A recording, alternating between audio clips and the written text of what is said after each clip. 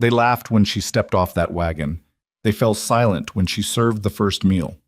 And by the end of winter, every single one of them apologized. A woman dismissed by an entire territory before she ever spoke a word. A dying ranch held together by pride and broken routines. A hardened man who had stopped believing in second chances. This is the story of a woman who never needed anyone to believe in her, because everything she did spoke louder than any words ever could. If you've ever been judged before you were known, this story is for you. Hit that like button right now. Drop a comment with the city you're watching from. I want to see exactly how far this story travels. Stay with me until the very end. You won't regret it. The wagon wheels groaned against the dry Montana earth like something wounded, like something that had traveled too far and carried too much, and was only now beginning to admit it. Dust rose in pale clouds along the narrow trail leading to Blackstone Ranch, curling upward into a sky so wide and so indifferent it made a person feel small just by looking at it. September had already begun pulling the warmth from the days, leaving mornings sharp at the edges and evenings that carried the unmistakable promise of a brutal winter ahead. 4 men stood near the fence line when the wagon came into view. They had been repairing a section of broken post, or pretending to anyway, and one by one they straightened up, shading their eyes against the afternoon glare, watching the approaching wagon with the particular kind of curiosity that idle men develop when something new breaks the monotony of hard, unchanging days. Nathan Holt stood slightly apart from the others, as he always did. He was 38 years old, lean in the way that outdoor labor makes a man lean, not thin, but stripped of anything unnecessary.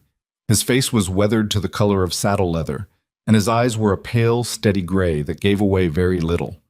He had built Blackstone Ranch with 10 years of work and more losses than he cared to count. He had buried a partner, survived 2 failed harvests, and watched the price of cattle drop 3 seasons in a row. He was not a man who complained. He was not, truthfully, a man who said much of anything at all. The marriage arrangement had been his foreman's idea, and Nathan had agreed to it the way he agreed to most practical decisions, quietly, without celebration, and with no expectation of anything beyond what had been stated in the contract. A capable woman to manage the household, someone to organize the kitchen, maintain supplies through winter, and bring some order to the increasingly chaotic domestic side of the ranch. That was the agreement. Nothing more had been promised on either side. He watched the wagon slow and stop near the main gate. The woman who climbed down from it was not what any of them had pictured. She was large. There was no softer word for it, and the men around Nathan didn't reach for one. Eliza Ashcroft was broad-shouldered and full-figured, standing perhaps 5 feet 4 inches, with thick dark hair pinned back beneath a practical bonnet that had seen better years. She wore a plain gray traveling dress, road-dusted and slightly wrinkled, and she carried a single worn leather bag in one hand and a small wooden crate tucked under her other arm. She did not look around nervously. She did not smile uncertainly. She simply stepped down from that wagon, set her bag on the ground, and looked at the ranch with calm, assessing eyes. The way a woman looks at a problem she is already calculating how to solve. Behind Nathan, someone made a sound that was not quite a laugh but was close enough. "Lord Almighty," muttered Cole Briggs, the youngest of the hands, 22 and blessed with the kind of confidence that young men mistake for wisdom. "That's the woman coming to save Blackstone Ranch?" A low snicker moved through the small group. Nathan said nothing. He walked forward to meet her. "Miss Ashcroft," he said, stopping a few feet away. He did not extend his hand immediately, not out of rudeness, but because Nathan Holt had never been a man who performed warmth he didn't feel. "I'm Nathan Holt." Eliza looked at him directly. Her eyes were dark brown, clear, and unhurried. "Mr. Holt," she said. Her voice was steady, neither soft nor sharp. "I appreciate you sending the wagon. Long trip from Billings." 2 days, she said simply. "I've had longer." He studied her for a moment. She studied him back without flinching, without smiling to fill the silence, without doing any of the things people usually did when Nathan Holt stared at them too long. He found that mildly surprising, though he showed nothing. "I'll have someone show you to the house," he said. "I can find it," Eliza replied. She picked up her bag. "Is the kitchen this way?" He blinked. The closest thing to surprise his face ever produced. "The kitchen. I'd like to see what I'm working with before the light goes." She didn't wait for his answer. She simply walked toward the house with the steady, unhurried stride of a woman who had somewhere to be and intended to get there. Behind Nathan, Cole Briggs said under his breath but loud enough to be heard, "She walks like a river barge." Two of the other men laughed. Nathan turned and looked at them. He didn't say anything. The laughter stopped, but the smiles didn't entirely disappear, and he knew, with the particular clarity of a man who understood his own crew, that the comments wouldn't stop either. Not yet. Maybe not for a long time. The kitchen at Blackstone Ranch told its story in a single glance. It was a large room, or it should have been, but years of carelessness had reduced it to something closer to a storage disaster with a stove in it. Shelves sagged under the weight of poorly organized supplies. Flour and cornmeal sat in open sacks that had attracted moisture, and worse, a string of dried onions had gone soft and dark in the corner. The iron stove, a large, once capable instrument, was cold, clogged with old ash, and missing one of its damper handles. The work table was scarred from years of rough use and hadn't been properly cleaned in what looked like weeks. A pot of something sat on the stove that Eliza looked at once and made a private, firm decision never to investigate further. She set her bag down. She set her wooden crate on the table. She stood in the center of the room for a long moment, very still, turning slowly and taking in every corner, every shelf, every dark and neglected space with those calm, calculating eyes. Then she rolled up her sleeves. She worked through what remained of the afternoon without stopping. She cleared the dead ash from the stove with an efficiency that suggested she had done it hundreds of times, which she had. She found the damper problem, located a piece of scrap iron near the woodpile outside, and improvised a fix that wasn't pretty but would hold. She rebuilt the fire from scratch, careful and deliberate, the way a good fire is always built, and had the stove producing steady, even heat within the hour. She reorganized the shelves in the order her mind worked. What was needed most, stored closest.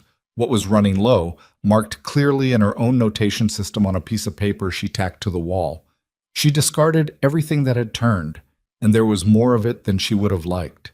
She found, behind a broken crate near the back wall, 3 jars of preserved peaches that someone had put up the previous year and apparently forgotten entirely. She set them carefully aside. By the time the sun had dropped below the ridge and the kitchen had filled with the warm, amber light of oil lamps, Eliza had produced something that bore no resemblance to the wreckage she had walked into 2 hours before. The stove was burning clean and steady. The shelves made sense. The air smelled of wood smoke and something warming. A simple beef stew she had started the moment she found enough sound ingredients, seasoned with dried herbs she had brought in that wooden crate, thickened to the consistency that meant it would actually stay on a man's ribs through a cold night's work. She had also made cornbread. She did this almost without thinking, the way some people drum their fingers or hum to themselves. The cornbread was a habit, a reflex, a small kindness she offered automatically. At 6:30, she opened the kitchen door and spoke to the first ranch hand she saw passing the porch. "Dinner's ready," she said. "Tell the others." The man, she would learn his name was Walt, older than the others, quiet, with a long scar across his left jaw, looked at her for a moment, then looked at the kitchen door behind her, then looked back at her. Something moved through his expression that she couldn't quite read. "Yes, ma'am," he said, and turned to go. They came to the table the way men always come to dinner after a long day, heavy-booted and slow, scraping chairs back, dropping into their seats without ceremony.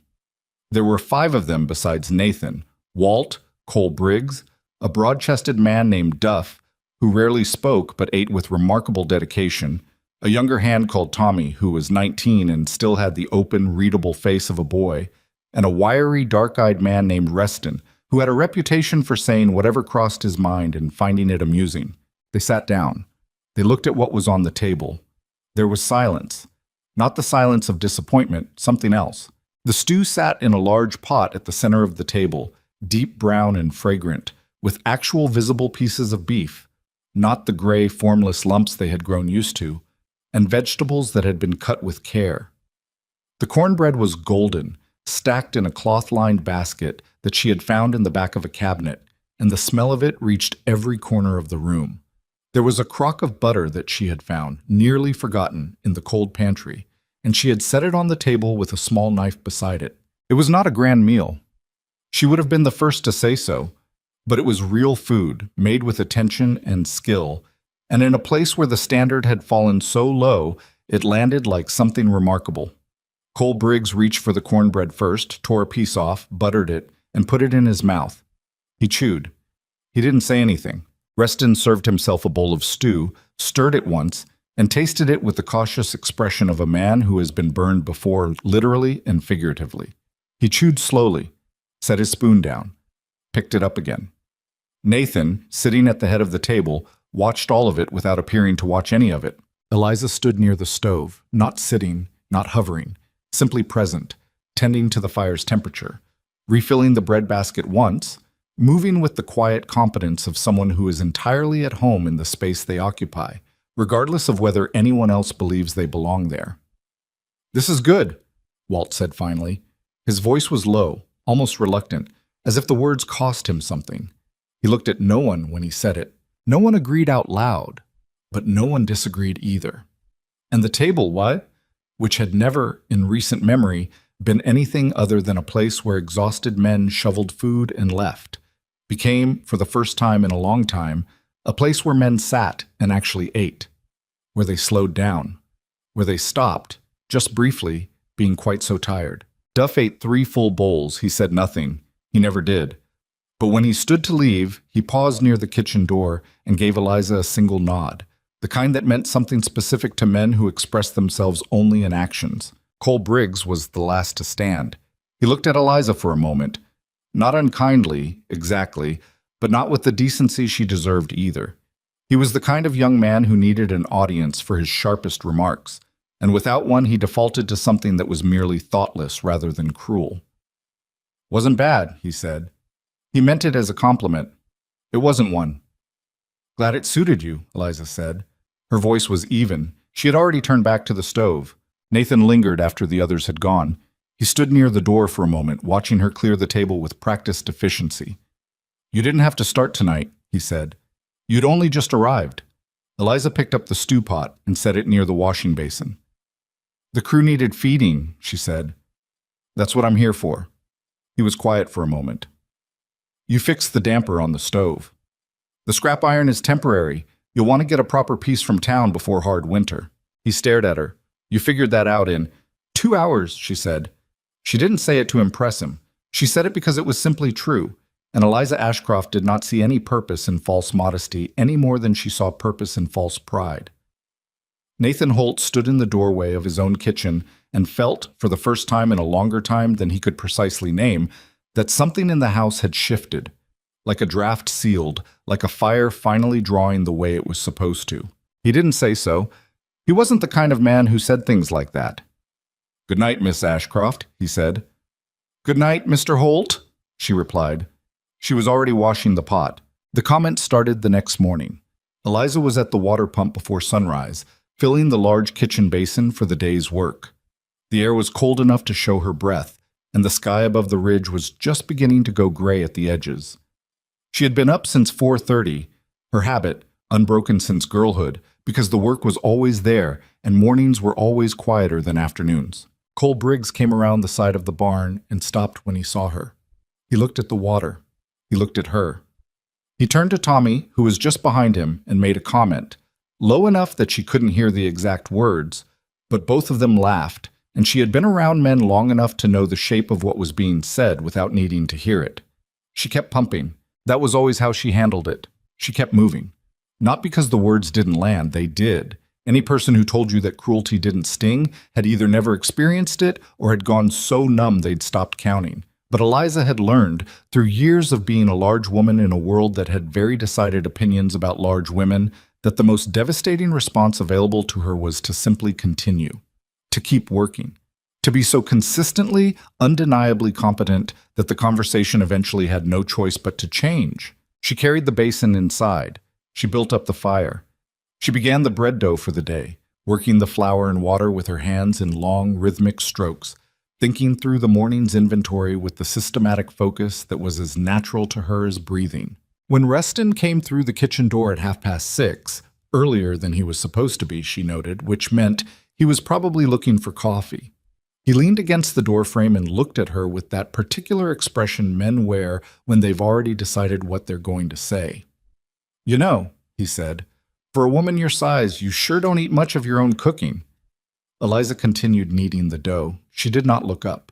"And for a man your age," she said, her voice perfectly conversational, "you sure don't seem to have learned much." Reston blinked. A slow grin crossed his face. Not entirely unfriendly, she noticed, but calculating. He was testing the edges of her, the way you test ice to see how far you can walk before it gives. "Touchy," he said. "Not at all," she replied. "The coffee will be ready in 20 minutes. You can wait outside or you can find something useful to do. Either way, this kitchen runs better when it's just me in it." He pushed off the doorframe with a short sound that might have been a laugh. He went outside.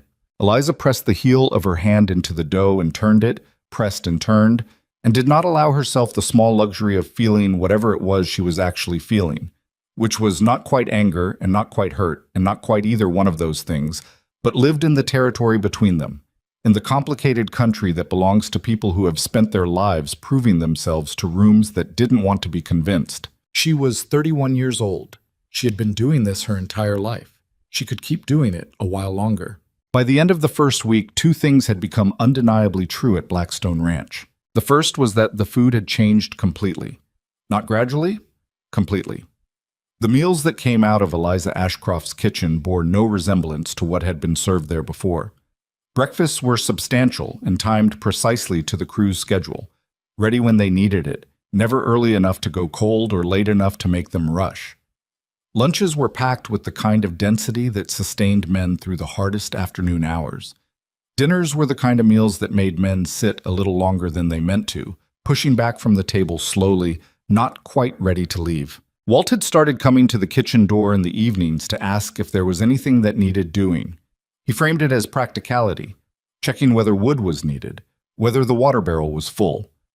But Eliza noticed, without commenting on it, that the real reason was simpler. The kitchen had become the warmest place on the ranch, and not only because of the stove. The second undeniable truth was that the comments had not stopped. They had, if anything, intensified, because the men could feel the ground shifting beneath them, could sense that something was changing, and change makes frightened people cruel before it makes them grateful. Cole Briggs in particular seemed determined to fill every silence with a remark about her size, her appearance, her worthiness to be there at all, as though repeating the joke loudly enough might make reality bend back to what he had expected it to be. On the 8th day, while Eliza was carrying a heavy load of split wood from the pile to the kitchen porch, a job she had simply added to her own list because no one else was doing it, Cole passed her on the path and said, loud enough for 3 other men nearby to hear, "Careful you don't break the porch boards." The laughter that followed was short, but real. Eliza set the wood down on the porch. She stacked it neatly. She straightened up and looked at Cole Briggs with an expression that was not angry and was not wounded and was not performatively indifferent. It was something quieter and more unsettling than any of those things. "Cole," she said, "those boards have held 1,000 pounds of grain sacks without breaking. They'll hold me." She paused. "The same can't be said for everything around here?" She went back inside. Cole stood on the path for a moment. 2 of the men who had laughed were now looking at the ground. One of them, Tommy, the youngest, had the expression of a boy who has just realized something important and isn't sure yet what to do with it. Nathan had been at the barn door. He had heard everything. He looked at Cole for a long moment. Cole looked back, and the confidence drained from his face by degrees, the way warmth leaves a room when the fire goes out. "Get back to work," Nathan said quietly. Cole went.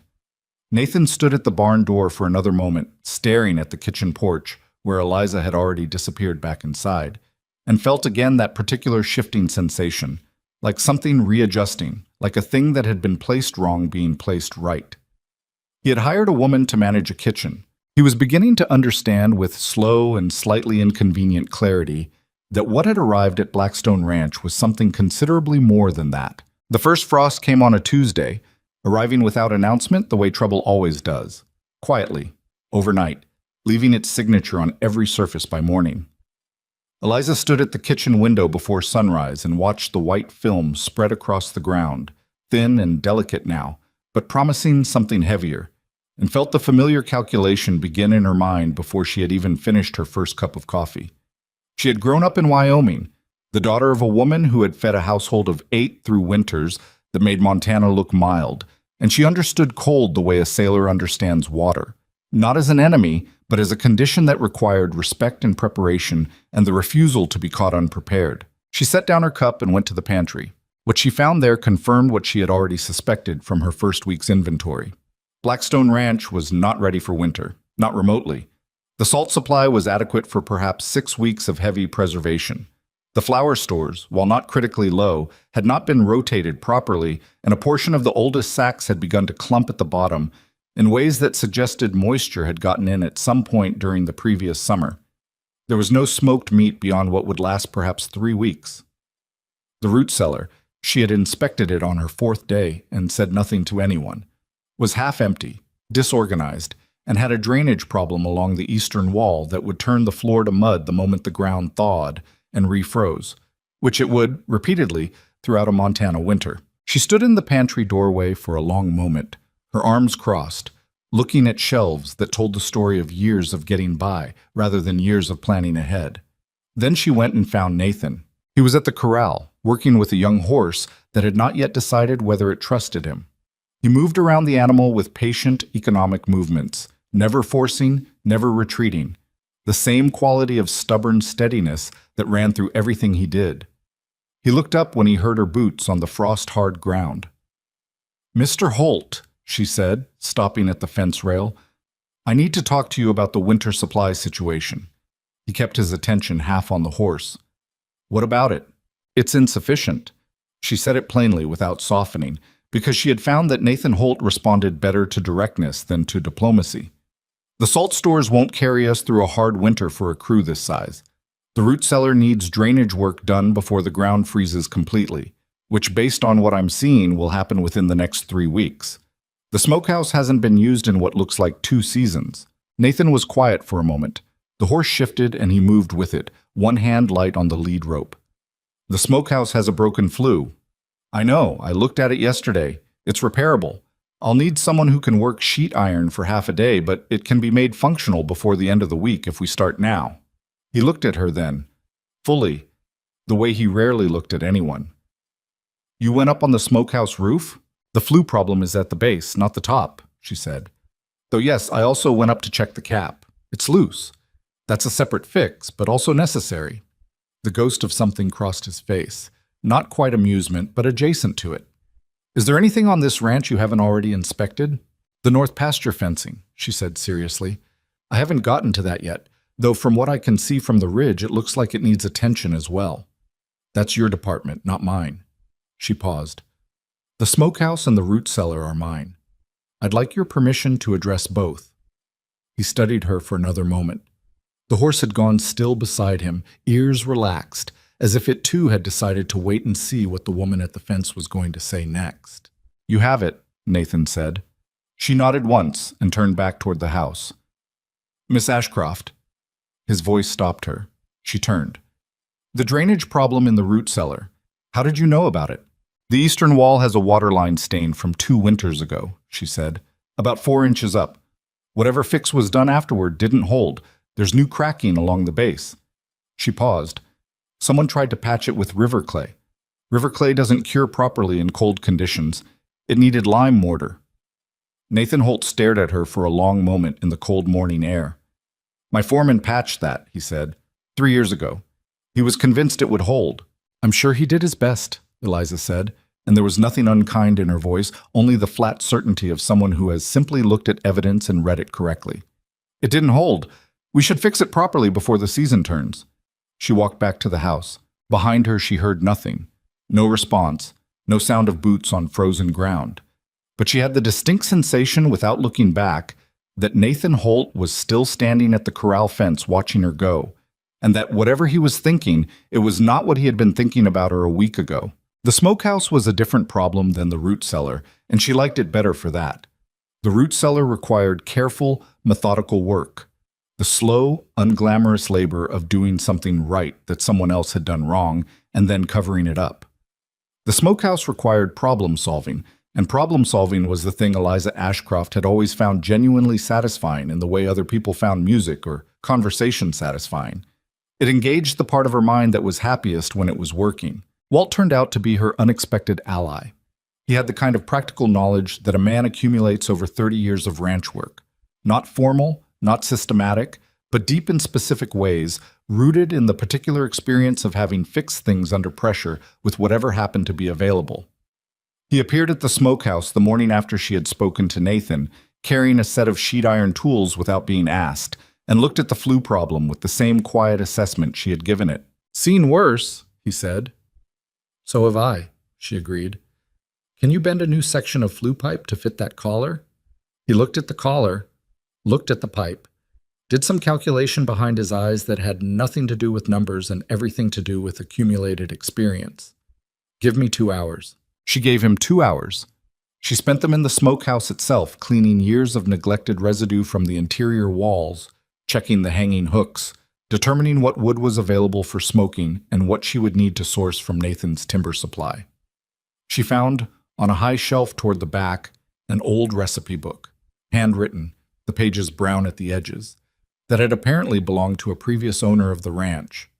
She stood in the dim light of the smokehouse and turned the pages carefully, reading smoking times and salt ratios in handwriting that had once belonged to someone who knew what they were doing and felt a quiet, wordless kinship with whoever that woman had been. By afternoon, the flue was repaired and drawing cleanly. Eliza started the first smoke that evening, a batch of beef that would take 3 days and emerge transformed, preserved, ready to sustain the crew through the deepest weeks of January when supply runs became impossible and the ranch had to live on what it had stored within its own walls. Cole Briggs walked past the smokehouse while the first white threads of smoke were curling from the newly repaired cap and stopped, visibly surprised. "That thing actually works now?" he said. "It does," Eliza replied. She was stacking wood near the entrance with methodical care. Cole watched her for a moment, and she could see him deciding whether to say something cutting or something neutral. He chose something in between, which was perhaps progress of a kind. "Didn't think that old thing could be fixed." "Most things can be fixed," she said without looking up from the wood. "They just require someone willing to actually try." He was quiet for a moment. Then he went on his way and she went on with her stacking, and neither of them said anything more. But Tommy, who had been lingering nearby with the transparent excuse of checking a fence post that didn't need checking, watched the whole exchange with those open, readable eyes of his and seemed to be learning something, though he probably couldn't have said exactly what. The days shortened and the cold deepened, and Eliza's rhythm at Blackstone Ranch became as fixed and reliable as the tides. She rose before 4:30 each morning, had the kitchen fire built, and the first preparations underway before the sky had made up its mind about the day. She kept a running list, written in a careful, precise hand on paper she had organized into a small notebook, of everything consumed, everything preserved, everything that was running low and would need to be addressed before the mountain passes became unreliable. She had a system, and the system was not complicated, but it required the thing that Blackstone Ranch had lacked entirely before her arrival: consistent, daily attention. The men began to feel the difference before they understood it. There was more food, certainly, better food, food that had some thought behind it. But it was more than that. There was a quality of steadiness to the household that hadn't been there before. Supplies didn't run out unexpectedly. The kitchen was always warm. The wood was always stacked.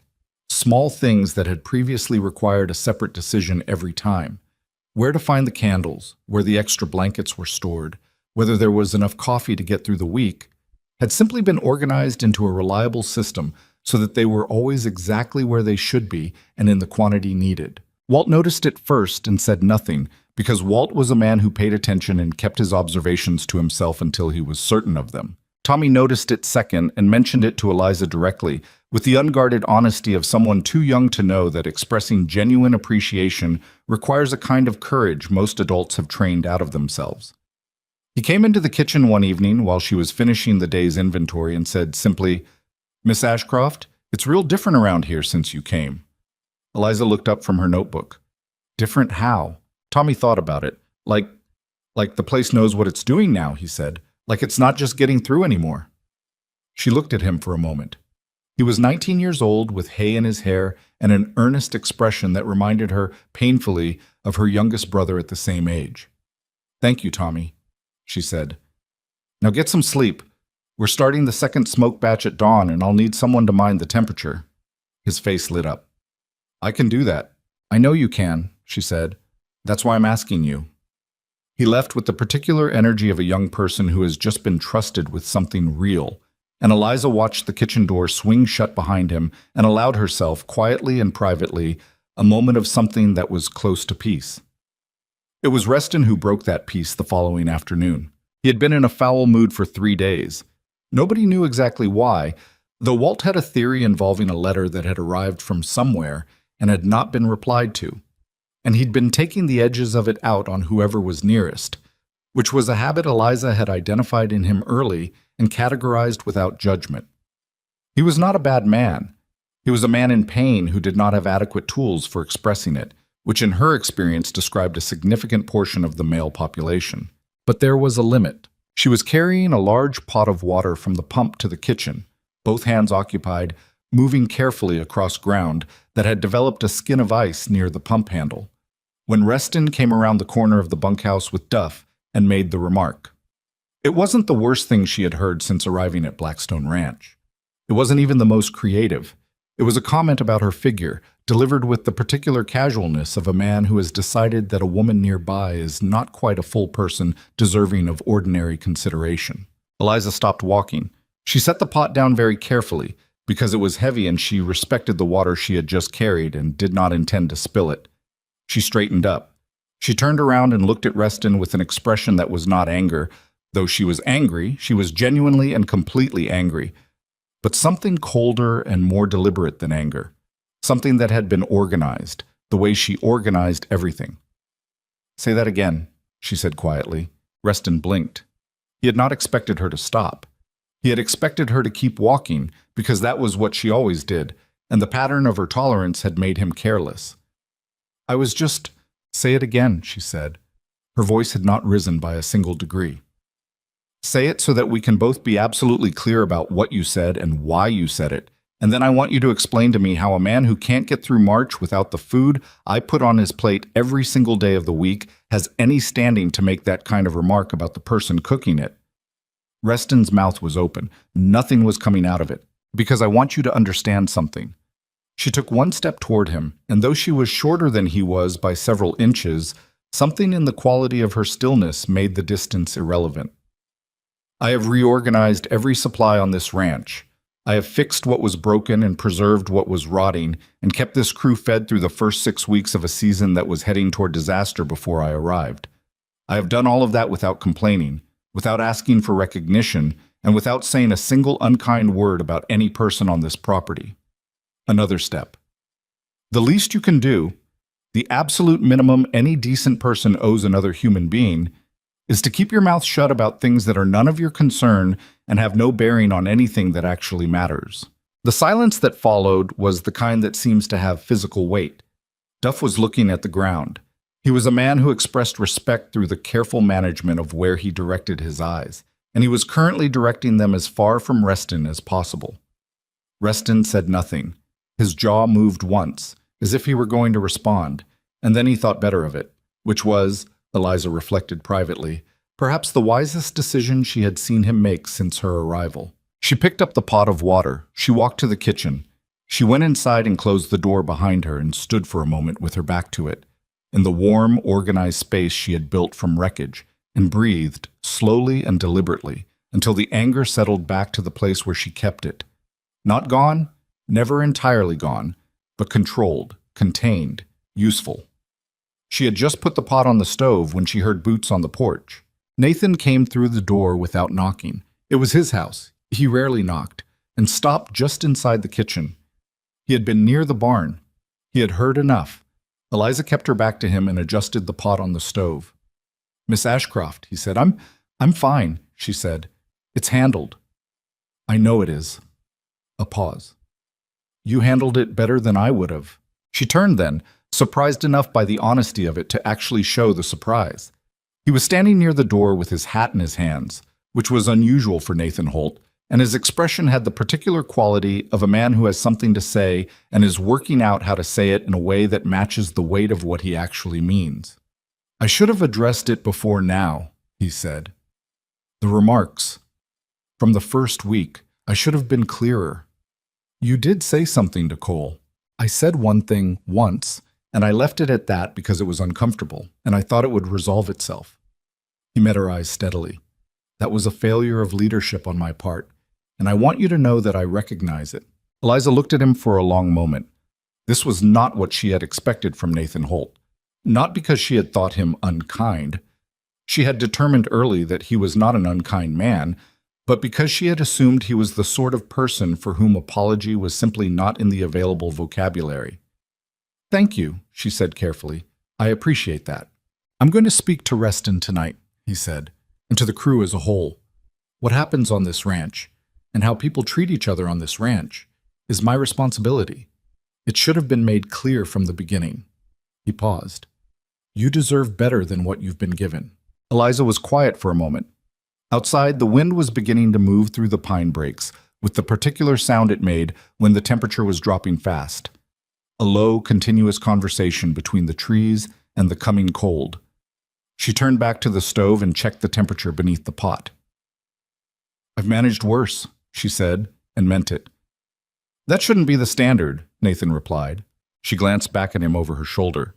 He was still standing near the door, hat still in his hands, still with that expression of a man who is saying something difficult and knows it is necessary and is saying it anyway. She had not, she realized, looked at him properly for several days, had been too busy, too focused on the work, too deliberately occupied with everything that needed doing to pay attention to anything beyond what was immediately practical. He was a serious man. She had known that from the first moment. But there was something beneath the seriousness, a quality of genuine intention, of meaning what he said in the specific way that rare people mean what they say, without performance and without the expectation of reward for the saying of it. She had not been looking for that. She hadn't come to Blackstone Ranch looking for anything beyond an arrangement that was honest on both sides. She found now, looking at Nathan Holt standing in the kitchen doorway with his hat in his hands, that the arrangement had quietly become something more complicated without her noticing. "Good night, Mr. Holt," she said, turning back to the stove. "Good night, Miss Ashcroft," he said, and he went.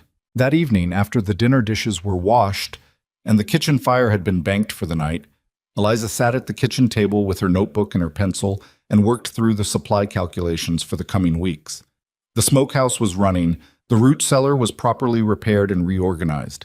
The flour had been rotated and the compromised portion used immediately in baked goods so that nothing was wasted.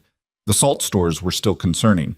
She made a note to speak to Nathan about a town run before the passes got unreliable, but they were manageable if she was careful with the ratios. She could hear faintly from the direction of the bunkhouse the sound of Nathan's voice. Not the words, just the tone. Level, firm, consistent. The voice of a man who was drawing a line and meant it to stay drawn. When it was over, there was a long silence from the bunkhouse. Then, after a while, the ordinary sounds of an evening resumed. Low voices, the scrape of a chair, someone's boots on the wooden floor. The ordinary sounds of men processing something and eventually, reluctantly accepting it. Eliza wrote a number in her notebook. She checked it against the previous week's figure. She drew a small arrow indicating a positive trend in the overall supply picture, which was the closest thing to satisfaction she permitted herself in her professional notations. Then she closed the notebook, turned down the lamp, and went to bed. 2 days later, coming back from the woodpile with an armload of split logs, she nearly walked into Cole Briggs on the path. He stepped aside quickly to let her pass, more quickly than he needed to, and with a self-consciousness that hadn't been there before. And then, just as she passed him, he said something that surprised her so thoroughly she almost stopped walking. "Miss Ashcroft." His voice was low, slightly strangled, as if the words were being pulled from somewhere he didn't usually access. "That stew last Thursday, with the dried mushrooms, that was real good." Eliza kept walking, but she said without turning around, "I'll make it again next week." She heard him exhale behind her. It was a small sound. It was the sound of a young man finding his way back, slowly and imperfectly, from a version of himself he was perhaps beginning to be slightly ashamed of. She stacked the wood on the porch with her usual care and went inside to start dinner, and the ranch around her continued its slow, difficult, necessary process of change. Not dramatically, not all at once, but the way all real change happens, one honest moment at a time, one small admission at a time, one person at a time, choosing, in the space between who they had been and who they were capable of being, to take a single step in the right direction. The cold deepened. The smoke curled from the repaired smokehouse chimney, and Blackstone Ranch, for the first time in longer than anyone there could clearly remember, felt like a place that knew what it was doing, and like a place that was only beginning to understand what it was actually becoming. The snow came in the third week of November, and did not stop. It arrived the way serious Montana snow always arrives, not as a gentle beginning, but as a declaration, heavy and absolute, filling the air so completely that by morning the fence posts had disappeared to their caps, and the trail leading from the ranch gate to the main road had ceased to exist as anything more than a memory of a direction. Eliza stood at the kitchen window in the gray pre-dawn and looked at what the night had done to the world, and felt the particular stillness that comes not from peace, but from the sudden and total removal of options. There was no going to town now. There was no sending for anything. Whatever Blackstone Ranch had within its walls was what it had, and what it had would have to be enough. She turned from the window and began calculating. She had known this was coming, had been preparing for precisely this since her first week. Since that morning, she had stood in the pantry and read the story of years of inadequate planning written in half-empty shelves and improperly stored supplies. The smokehouse was stocked. The root cellar was organized and sealed against the drainage problem she had repaired in October. The flour was sound, the salt adequate, the preserved vegetables arranged in the root cellar in the order she would need them, earliest use nearest the door. She had thought through this week and the weeks after it more times than she could count, running the numbers in her notebook in the evenings after the kitchen was clean, adjusting and readjusting her estimates as the season progressed. She was prepared. What she had not fully prepared for was what 6 men sealed inside a ranch compound by a Montana blizzard would do to each other over the course of 3 weeks. It started with small things, the way all serious trouble starts with small things. By the 4th day of continuous snowfall, Cole and Reston had developed a conflict over bunkhouse sleeping arrangements that had existed in some form for months, but had previously been diffused by the simple fact of being able to go outside. Now there was nowhere to go, and the conflict had nowhere to diffuse to, so it compressed and heated and began to look for any available exit. By the 6th day, Walt, who had been the most reliably steady presence on the ranch since Eliza's arrival, had gone almost entirely silent, retreating into a quality of stillness that she recognized as a man managing something private and difficult, something the snow and the confinement had brought too close to the surface to be easily managed. Nathan moved through it all with his characteristic controlled manner, addressing each flare-up with the minimum necessary intervention, maintaining order through the sheer force of his presence and his history on the ranch and the particular authority that accumulates in a man over years of proving himself in hard conditions. But even Nathan, Eliza noticed, was moving differently by the end of the first week, with a tightness across his shoulders that hadn't been there before, a slight delay between hearing something and responding to it that suggested his patience was being drawn down from a reservoir that had a bottom. She kept the kitchen as an anchor point. She kept it warm and organized and purposeful, and she kept the meals coming with the reliability of something mechanical, something that could not be affected by weather or mood or the particular strain of men living too close together in too small a space for too long. But she watched, and she thought, and by the end of the 2nd week, she understood that food alone, even very good food, even the kind of food that stopped men mid-sentence and sent them to bed feeling something other than emptiness, was not going to hold this place together. The breaking point arrived on a Wednesday evening. It had been building all day in the particular way that confined space conflicts build, through accumulation rather than escalation, through the slow layering of small irritations into something with genuine structural weight. Cole had said something to Reston at lunch that Reston had chosen not to respond to in the moment, which meant he had stored it, and stored things in Reston had a way of emerging later with interest. By dinner, the tension at the table was dense enough to feel physical, like a change in air pressure before a lightning strike. The meal had been served. The men were eating, or attempting to, in the manner of people who are too tightly wound to properly taste anything. Walt was staring at his bowl. Tommy was watching Cole and Reston with the transparent anxiety of the youngest person in a room who can feel what's coming and has no power to prevent it. Duff was eating with the focused concentration of a man who has decided the safest place to put his attention is his food. Reston set his spoon down. "I'm just saying," he said, picking up a thread that had apparently been running through his mind all day, his voice carrying the deceptive lightness of someone who is not being light at all, that some of us have been pulling a longer day in that barn than others, and some of us seem to think that's an arrangement worth maintaining indefinitely. Cole looked up from his bowl. "You want to tell me what that means in plain language, Reston? Or are we going to do this where you talk sideways all night? I'm talking perfectly straight. You've been in that barn 2 hours less than the rest of us every day this week. I've been watching." "You've been watching," Cole repeated, his voice going flat and dangerous. "That's real useful. While the rest of us are working, you're keeping attendance. Enough." Nathan's voice was quiet, but it landed like something dropped from a height, and the table went still. He looked at Reston, then at Cole, with those pale, steady eyes that gave away nothing and communicated everything. "We're not doing this tonight." "With respect, Nathan," Reston began, "I said we're not doing this." The silence that followed had a different quality than the previous silences at that table. This one had fracture lines in it. Eliza could see them, in the set of Reston's jaw, in the way Cole's hands had gone flat on the table, in the manner in which Walt had pulled slightly further into himself, as if bracing. She had been standing near the stove, as she usually did during meals, present but not at the table, occupying the kitchen space the way she always did, attentive to temperatures and quantities, and the small adjustments that kept a meal running properly. Now she set down the cloth she had been holding and looked at the table. She looked at each face in turn, reading them the way she read pantry inventories, with clear eyes and no sentimentality, looking only at what was actually there. What was actually there was a group of men who were exhausted and frightened and desperately short of the one thing that weather and confinement and hard work could not be traded for, which was hope. Not optimism. These were not men who dealt in optimism, but the simpler, more fundamental thing beneath it. The sense that what they were doing meant something, that it was adding up to something worth the cost, that there was a reason to keep going that was larger than merely getting through. She made her decision. "I'm going to need everyone at the table tomorrow evening at 6 o'clock, she said.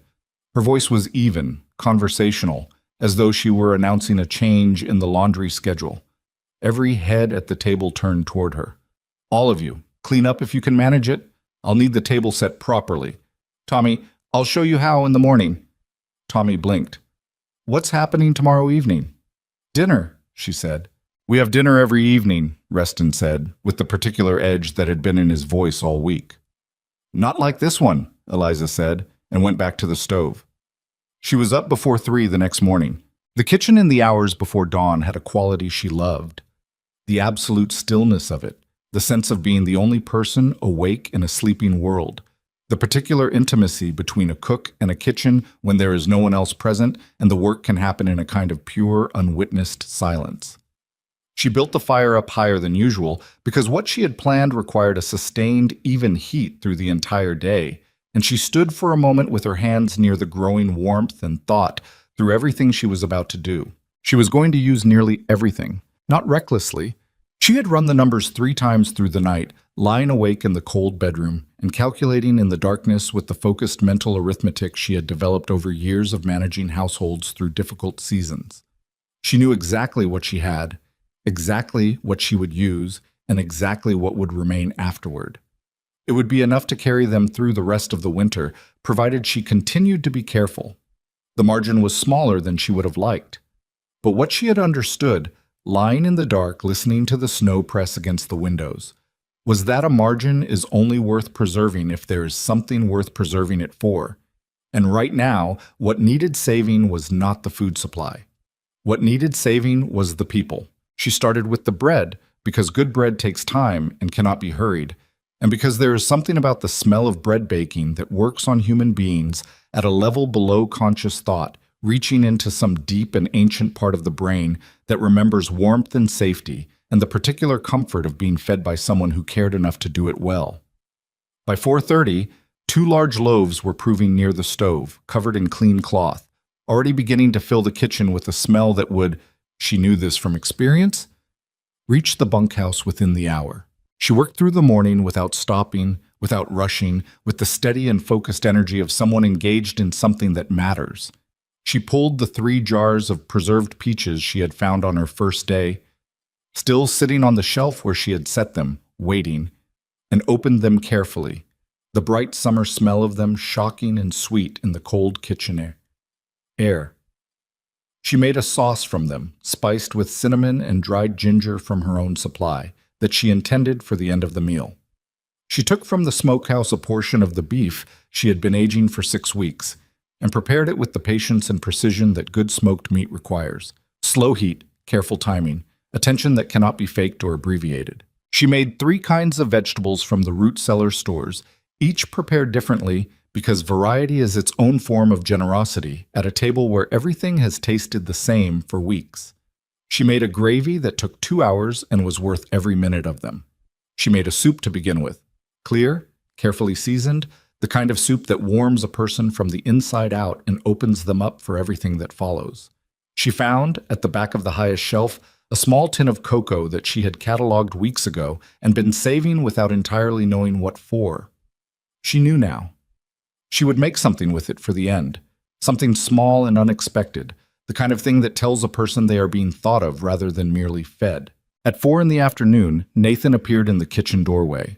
He stopped there and stood very still, looking at the extraordinary organized chaos of the most ambitious meal Eliza had yet attempted, and then he looked at her. "What is all this?" he asked quietly. She was stirring the gravy without looking up. "I told you, dinner." Eliza.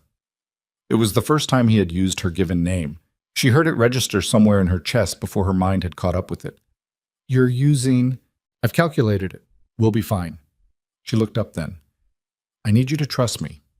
He studied her face for a moment. The kitchen was warm and fragrant around them, the stove working at full capacity, the windows fogged with steam. He looked like a man who was standing at the edge of something and deciding whether to step back or forward. "All right," he said.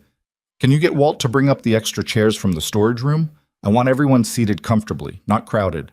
"I'll get them myself," Nathan said, and disappeared. At 10 minutes to 6, Eliza looked at the table she had set and felt something she rarely permitted herself, a moment of uncomplicated satisfaction, immediate and clean. Tommy had done exactly what she'd shown him that morning. The table was properly laid, the cloth straight, the mismatched collection of Blackstone Ranch's dishes arranged with as much dignity as they were capable of. She had put the peach candle, the one she had found in the back of a kitchen drawer never used, still in its wrapping, at the center of the table and lit it, and in the candlelight the room looked transformed, warm and amber, and full of the extraordinary compound smell of everything she had spent the last 15 hours creating.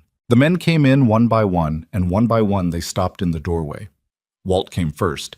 He stood in the entrance to the kitchen and looked at the table and did not speak for a long moment. And when he finally looked at Eliza, his expression had something in it she had not seen there before. Not gratitude exactly, though there was gratitude in it, but something older and more private. The look of a man who has been reminded of something he had believed was gone. Duff came in next and stopped so abruptly that Tommy, directly behind him, walked into his back. Duff didn't notice. He was looking at the table. "Sit anywhere," Eliza said. "There's enough room." Cole came in last, behind Reston, and stopped in the same spot every man before him had stopped. And for once in his time at Blackstone Ranch, he had absolutely nothing to say. His mouth opened slightly. He closed it. He sat down. Nathan sat at the head of the table as always, but differently than always, with a quality of attention that was turned outward rather than inward, watching his crew the way a man watches something valuable, something he has perhaps not been watching carefully enough.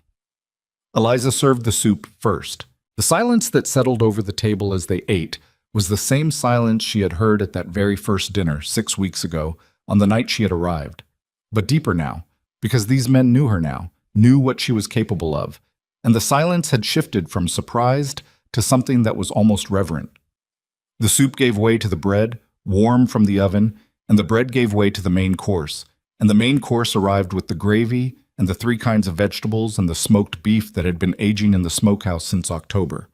and all of it was consumed with the particular focused intensity of people who are not eating because they are hungry, though they were hungry, but because they are experiencing something, because something is being given to them that goes beyond food, and they know it even if they could not name it.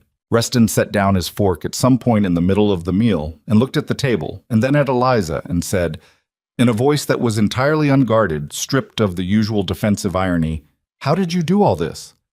"The same way anything gets done," she said, "one thing at a time, in the right order." He shook his head slowly, not in disagreement, but in something like wonder. It was Walt who spoke next, and what he said seemed to surprise him as much as anyone else at the table, as if the words had come up from somewhere they had been stored for a very long time, and he had not expected them to surface tonight. "My wife used to make a meal like this," he said, his voice low, looking at nothing in particular, at some middle distance above the table. "Around the holidays. She'd be in the kitchen all day." He paused. "She passed 4 years ago. I haven't had a meal like this since." The table was absolutely still. Tommy, beside Walt, reached over and put his hand briefly on the older man's arm, and Walt let him, which was in itself a small, extraordinary thing. Nathan cleared his throat. He looked at the table, at the food, at his crew, at the candle burning at the center of it all. And when he looked up, his pale gray eyes were not unreadable in the way they usually were. They were open. Something had come up through the careful surface of him that he could not, and perhaps did not want to push back down. "I want to say something," he said. The table waited. This ranch was in trouble before Eliza arrived. He said her name naturally, as if he had always used it, and she noticed this without moving. Not just the supplies or the smokehouse or the root cellar. All of that was part of it, but it wasn't the whole of it. The whole of it was that this place had lost whatever it is that makes a place worth working for. He paused, and the pause had the particular weight of a man choosing his words with genuine care rather than reaching for the easy ones. She gave that back. She didn't ask for permission to do it, and she didn't wait for anyone to make it easier for her. She just did it. He looked at Eliza directly. "I want you to know that I see that. All of it." Eliza met his eyes across the table. She did not deflect. She did not diminish what he had said by waving it aside, which had always been her instinct, the reflex of a woman who had been told, in 100 small and large ways, that taking up space was something she should apologize for. Instead, she received it. She let it land, fully and properly, the way a thing deserved to land when it was true. "Thank you, Nathan," she said. And then Cole Briggs, who had been quiet for the entire meal, with an expression of a young man engaged in some difficult internal negotiation, set his fork down and looked at her. His face was red, not from the heat of the kitchen, but from the effort of what he was about to do, which was the most uncomfortable thing Cole Briggs had done in his 22 years on this earth. "Miss Ashcroft," he said, the things I said, when you first got here, and after. All of it." He stopped. His jaw worked. "It wasn't right. And I knew it wasn't right even when I was saying it, and I said it anyway, and I'm—" Another stop. "I'm sorry." The kitchen held the words the way good rooms hold sound, cleanly, without distortion, giving them the space they needed to mean what they meant. "I appreciate that, Cole," Eliza said, quietly. Without triumph, without coldness, without any of the performances that the moment might have invited in someone who was performing rather than simply being. "I do." Reston said nothing, but he looked at her across the table with the expression of a man who is accounting for something privately, doing some internal reconciliation that he would complete in his own time, in his own way. And she accepted that too because she had learned long ago that apology takes different shapes in different people, and the shape is not always the point. She served the peaches last, warm in their cinnamon sauce, with the small cocoa preparation she had spent an hour on, and the table received it in the silence of people who have been given more than they expected and don't quite know what to do with the surplus, except to accept it, slowly, with something approaching gratitude. After, when the meal was finished and the men had sat longer than they ever sat, when the conversation had turned gradually from silence to low voices, and eventually to something that was almost laughter, Duff made a sound at one point that no one at the table had ever heard him make before, a deep, rumbling sound that turned out to be a laugh, which caused Tommy to laugh at the surprise of it, which caused something to loosen at the table that perhaps had needed loosening for years. After all of that, when the men had finally gone and the kitchen was quiet and the candle had burned to a small, steady flame at the center of the cleared table, Nathan remained. He stayed because he had stayed after that very first dinner, and something in that symmetry was not lost on either of them. He stood near the door, as he had stood that first night, watching her clear the table. But it was different now. Everything was different now, and they both knew it, and neither of them said so directly, because some things are too large and too new to be handled with words right away, and require instead the particular patience of people who have learned, through hard experience, that the most important things are rarely rushed. "The margin," he said finally. "On the supplies, after tonight, is it enough?" "Yes," she said. "If I'm careful, and I'm always careful." He nodded. He looked at the table, at the cleared space where the meal had been, at the small flame of the candle. "It was worth it," he said. "Yes," she agreed. It was. He looked at her then, fully, with those open eyes that she had seen across the table tonight, and that had not entirely closed again since. "Get some rest," he said. "You've been on your feet since 3 this morning." She looked up at him, surprised. "How did you know that?" "I was up at 4, he said simply. "I saw the kitchen light." He had known. He had seen the kitchen light burning in the 4 o'clock darkness and had known she was already working, already building toward something. And he had let her work without interruption because he understood, perhaps better than he had understood anything about her in all the weeks since her arrival, that this was what she did, and it was something to be respected rather than managed. She looked at him for a moment longer than she had meant to. "Good night, Nathan," she said. "Good night, Eliza," he said, and left. She stood alone in the warm kitchen for a long moment after the door had closed, listening to the snow against the windows and the low creak of the house in the wind and the distant, ordinary sounds of men settling in for the night in the bunkhouse. Sounds that had a different quality than they'd had before dinner, looser somehow, as if something that had been wound too tight had finally been allowed to find its natural tension. She blew out the candle. She banked the fire for the night. She walked to the kitchen window and looked out at the snow-covered ranch, at the smokehouse with its cold chimney, at the root cellar door barely visible under its drift, at the dark outlines of the barn and the fence posts and the gate and the long white trail that had once been a road and would be a road again when the season turned. She had come here under a contract. She had come to cook and organize and endure because endurance was what she knew and what she was built for. She had not come expecting to find anything beyond the terms of the agreement, but standing at that window in the warm kitchen she had built from wreckage. In the ranch she had helped pull back from the edge of something irreversible. She understood that something had happened here that was larger than a contract and deeper than endurance. Something that had been building since the first night and the first meal and the first silence that had fallen over a table of exhausted men who had not expected to be moved and found, to their considerable surprise, that they were. She had fed them. But more than that, she had reminded them what it felt like to be somewhere that cared whether they were warm.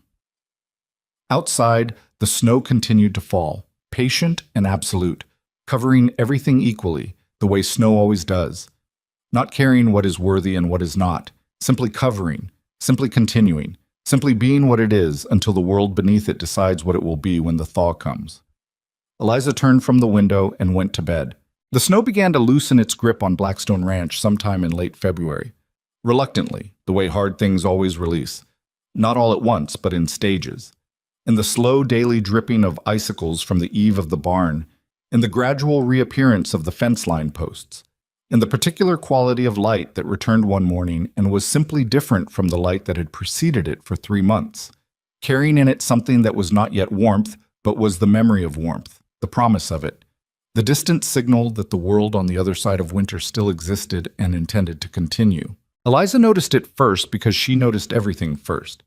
She was at the kitchen window at 5 in the morning, the way she was at the kitchen window at 5 every morning, and the light was different, and she stood for a moment with her coffee cup warming both hands and felt something shift inside her chest, not dramatically, not with any of the sentimentality she generally distrusted in herself, but quietly, the way a person feels when a danger they have been managing for a very long time begins, gradually, to recede. They had made it through. The supply margin she had calculated the night of the great dinner had held, precisely as she had said it would, because she had been careful in the weeks following it with the systematic precision that was simply how her mind worked. adjusting portions, rotating stores, finding efficiencies in the cooking process that recovered small amounts of preserved food that a less attentive person would have lost to waste. The crew had eaten well, not extravagantly.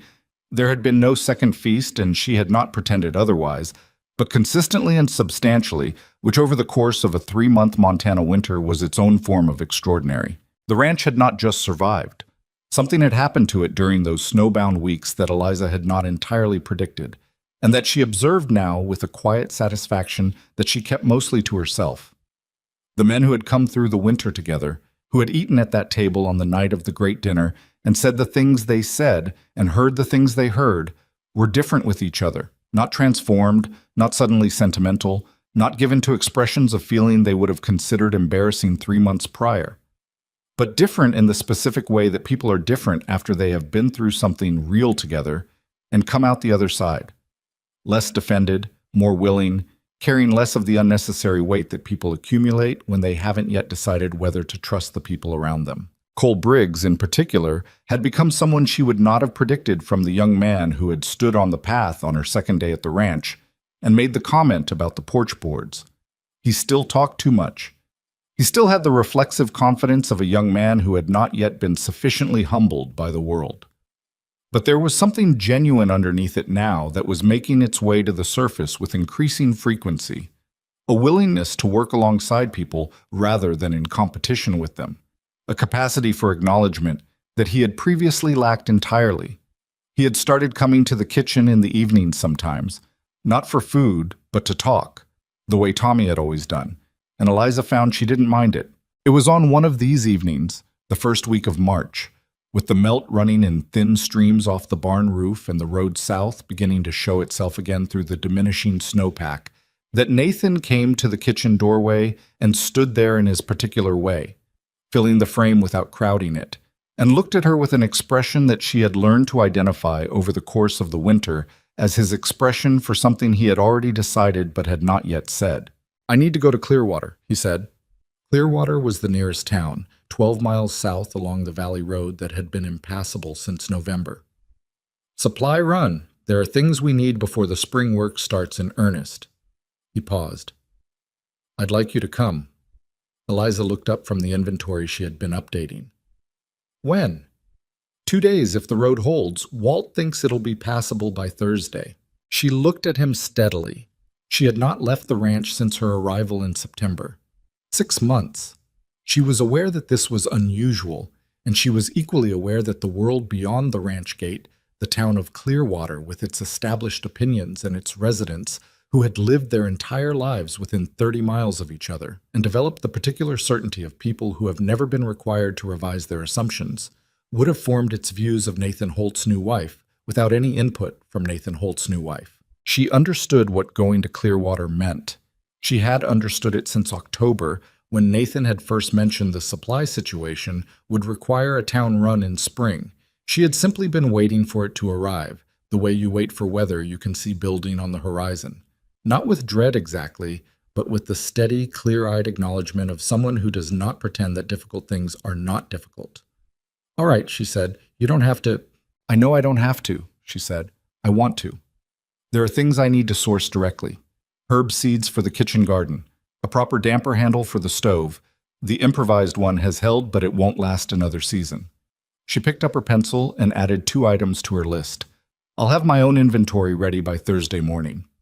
Nathan watched her write for a moment. "Clearwater can be—" He paused, choosing the word. "Small." She looked up. "So can everywhere," she said simply. He held her gaze for a moment, and in that moment passed something between them that didn't require language, an acknowledgement of what the trip might bring, and a shared agreement to face it as they had faced everything since November, together, and without pretense. "Thursday morning," he said, and went. They left at first light. The road south was soft in places where the melt had not yet fully drained from the lower sections, and Nathan drove the wagon with the careful, experienced attention of a man who knows exactly where a road's patience ends, reading the ground ahead with the same quality of steady focus he brought to everything he did. Eliza sat beside him on the wagon bench with her list in her coat pocket and her hands folded in her lap, watching the valley open up around them as the ranch fell behind, the enormous sweep of the Montana landscape reasserting itself after 3 months of white enclosure. The mountains still snow-capped, but the lower slopes beginning to show the first tentative green at their bases. The sky a pale, clean blue above all of it, vast and indifferent and extraordinarily beautiful. They talked on the road to Clearwater, not about anything urgent, about the ranch, about the spring work ahead, about what the livestock numbers looked like, and what Nathan expected from the season if the weather held. It was practical conversation, the kind they had always had, but something in the quality of it had changed over the winter. There was less distance in it. The spaces between sentences were comfortable rather than careful, and she noticed this without commenting on it, the way you notice that a door that was always slightly stiff has quietly, at some point you can't precisely identify, begun to open easily. Clearwater revealed itself around a bend in the valley road shortly after 10 in the morning, a main street of perhaps 200 yards, a handful of permanent structures in various states of maintenance, a general store, a feed and supply operation, a small building that served as both post office and telegraph station, and the predictable collection of secondary establishments that gathered around any settlement large enough to require them. It was not an impressive town, but it was the center of the social world for every ranch and homestead within 20 miles. And in that capacity, it exercised a particular kind of influence that bore no relationship to its size. They were noticed before the wagon had fully stopped. Eliza had expected this. What she had not entirely calculated, had perhaps underestimated, in the way that people sometimes underestimate things they have experienced before because experience creates the illusion of immunity, was the specific texture of being watched by a group of people who have already decided what they see. She felt it the moment Nathan helped her down from the wagon, the eyes that found her from doorways and from across the street and from behind the glass of the general store window, the pause in ambient activity that happens when something arrives that confirms what people were already saying about it. A woman she did not know, standing near the entrance to the general store with another woman of approximately the same age and bearing, looked at Eliza with an expression of frank assessment that made no attempt to disguise itself, then leaned toward her companion and said something behind her gloved hand. The companion glanced over, and her expression was a mirror of the first. Eliza had seen that expression 10,000 times. It did not mean the same thing it had once meant to her. The sharp physical impact of it had been worn down over years into something more manageable, something she could carry without dropping it. But it was not nothing. It was never entirely nothing. She straightened her back. She walked toward the general store. Inside, the proprietor, a man in his 50s named Garfield, whom Nathan greeted with the brief familiarity of two people who have done business together for years, looked at Eliza with the assessing expression of a man conducting a rapid inventory and finding the result unexpected. He recovered quickly because he was a businessman and businesses run on basic courtesy whether or not it is felt, and he greeted her with acceptable politeness and began pulling Nathan's supply order from the back. It was while Nathan was at the counter reviewing the order that two men came in through the store's side door, ranchers from further up the valley, both roughly Nathan's age, both carrying the specific ease of men who are entirely comfortable in their environment and have no particular reason to consider that others might not be. They greeted Nathan with the genuine warmth of old acquaintance, and then one of them, a large red-faced man named Pruitt, who laughed loudly at his own observations, looked at Eliza and said, to Nathan rather than to her, "So this is the woman who's been running your kitchen all winter. Heard you had somebody new out at Blackstone." "My wife," Nathan said. He said it without emphasis, without the particular firmness of a man making a corrective point, simply as a fact, stated cleanly, the same way he would state any fact. Pruitt looked at Eliza with an expression of the type that men wear when they are recalibrating their first impression without fully committing to a second one. "Well," he said. He looked back at Nathan. "Ranch get through the winter all right?" "Better than all right," Nathan said. "Heard it was a hard one up your way." "It was. We were prepared." Pruitt glanced at Eliza again. She met his eyes directly, pleasantly, without the anxious accommodation that his expression seemed to be expecting, and he looked away first. It was outside an hour later, while Eliza was at the feed merchant pricing out the herb seeds she needed, that the harder thing happened. She heard it before she fully processed it. Two women's voices from around the corner of the building, not realizing or not caring that sound carries differently in cold air, their conversation arriving with the unfortunate clarity of something not intended to be overheard. Married her by contract, that's what I heard. Couldn't find anyone willing otherwise. Well, you've seen her. Can you blame the poor man, working himself to the bone out there, and that's what he comes home to? Eliza set down the packet of seeds she had been examining. She set it down very carefully, because her hands had gone slightly wrong and she did not want to crush anything. She stood for a moment in the particular stillness she had developed over years for exactly these moments. The stillness of a person refusing to allow what they feel to become visible on their face in a public place, and breathed once, twice, the cold March air sharp in her lungs. Then she heard boots on the frozen ground behind her, and Nathan was there. He had come around from the main street carrying a paper-wrapped package from Garfield's, and he had clearly, from the expression on his face, from the particular set of his jaw that she had learned over the winter, indicated something had moved through him that he was managing with great care, heard at least some portion of what she had heard. He looked at her. She looked at him. Neither of them spoke for a moment.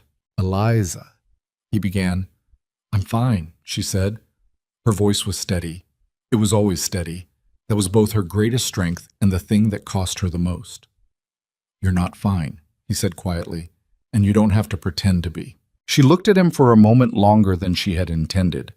There was something in his face, in those pale, steady eyes that had slowly, over the course of 6 months, become the most reliable thing she looked at on any given day, that was different from every other time someone had witnessed her being hurt and offered comfort. It was not pity. Nathan Holt did not do pity. It was something more useful and more rare than pity, which was simple, clear-eyed recognition. He saw what had happened, and he was not looking away from it, and he was not asking her to look away from it either. "Come with me," he said. She followed him back to the main street. He walked with purpose, and she recognized the walk. It was the walk she had seen him use when he had come to speak to the crew after Reston's remark in the fall, the walk of a man who has decided something and intends to see it through.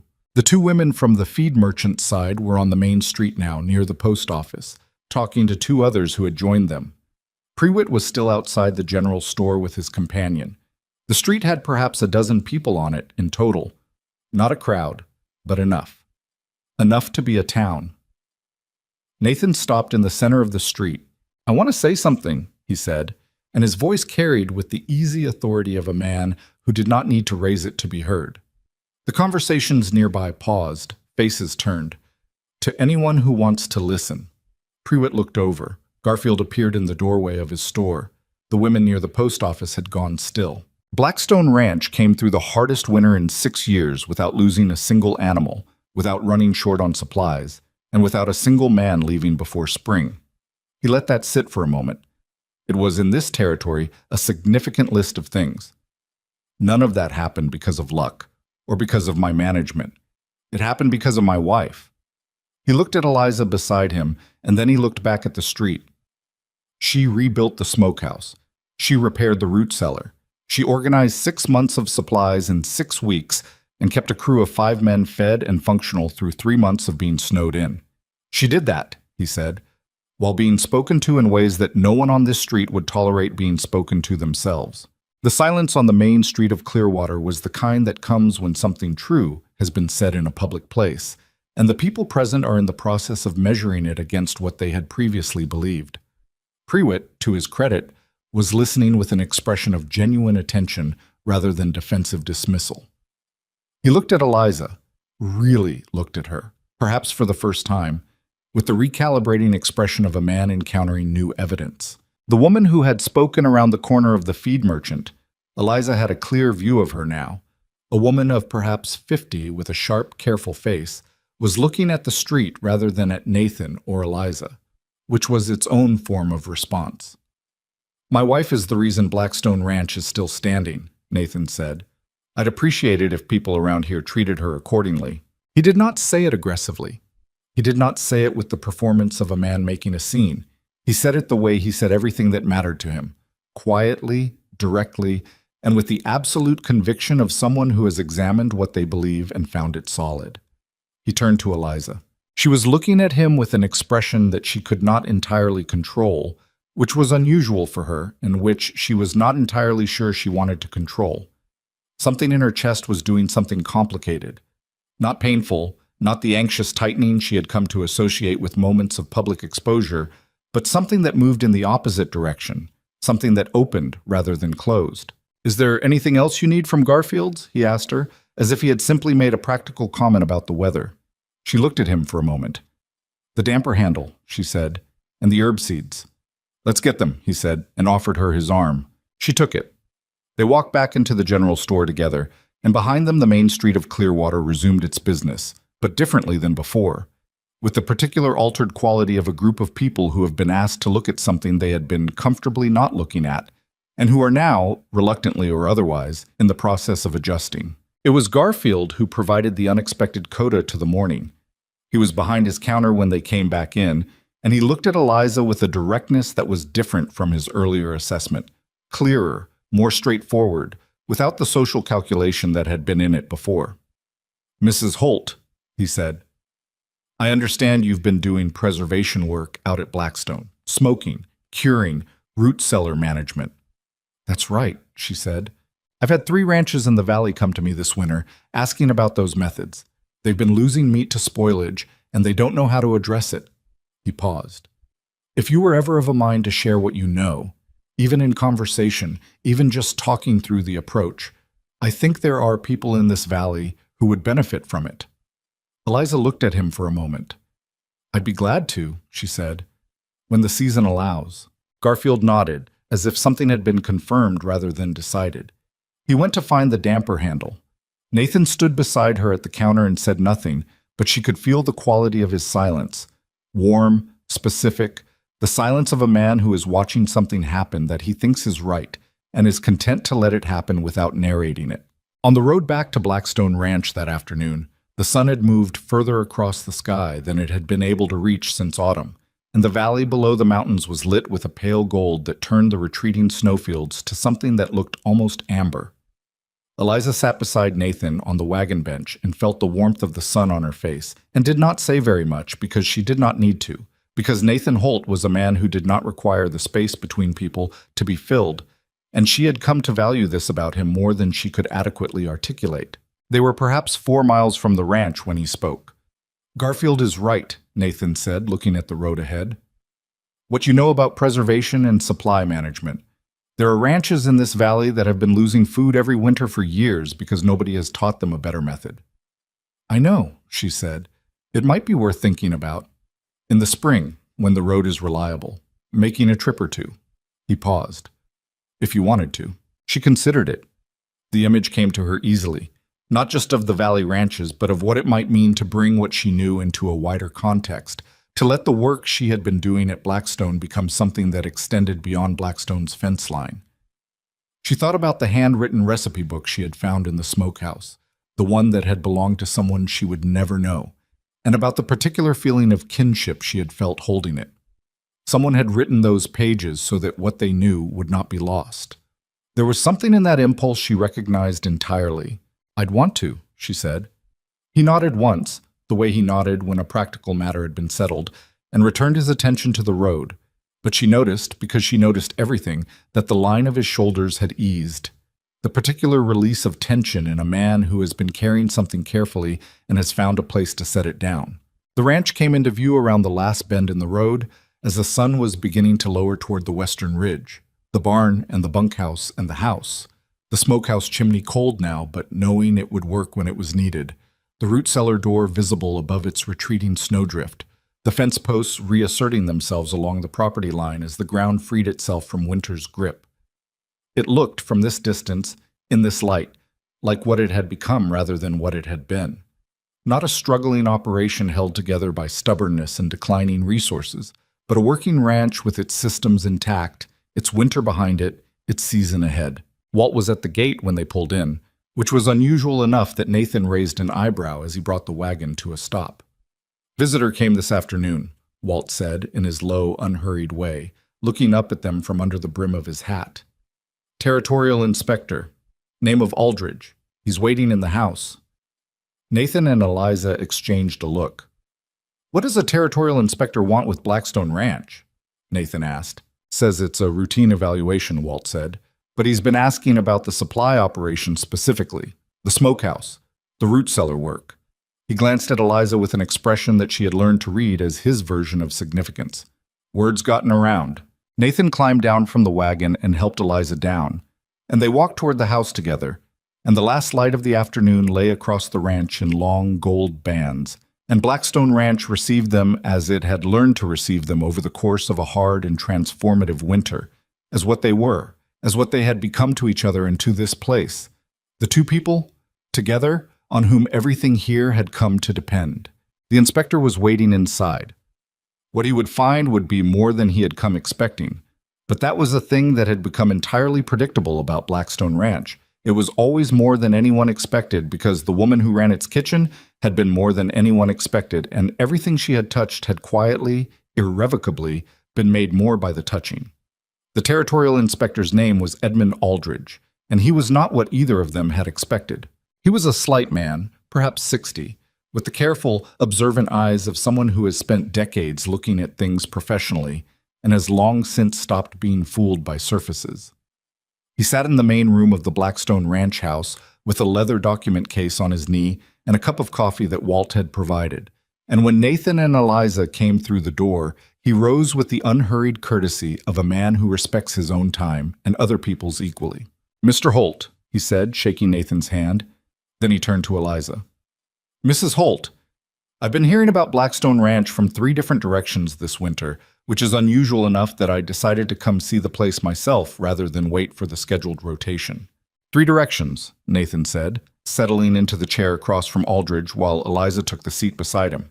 Beside him, not behind him, not at a remove, but in the natural position of a person who belongs in the conversation. "What 3 directions?" Aldridge opened his document case and produced a small notebook of his own, not unlike Eliza's, she noticed, in its systematic organization. Garfield at the general store in Clearwater sent a letter to the territorial office in December describing an unusual supply preparation approach he'd been hearing about from Valley ranchers. 2 of those ranchers, Pembroke up at the North Fork and the Ellison operation near Saddle Ridge, wrote separately in January to ask whether the territory had any formal guidance on cold weather preservation methods, because they'd heard that Blackstone was doing something worth looking at. He looked at Eliza directly. "Both letters mentioned your name specifically, Mrs. Holt." Eliza was quiet for a moment. She had not known about the letters. She had not known that what she was doing at Blackstone had been visible beyond the ranch's fence line in any organized way. She had simply been doing the work, as she always simply did the work, without looking up often enough to see how far its consequences were traveling. "I'd like to see the operation," Aldridge said. "The smokehouse, the root cellar, the kitchen supply system, if you're willing."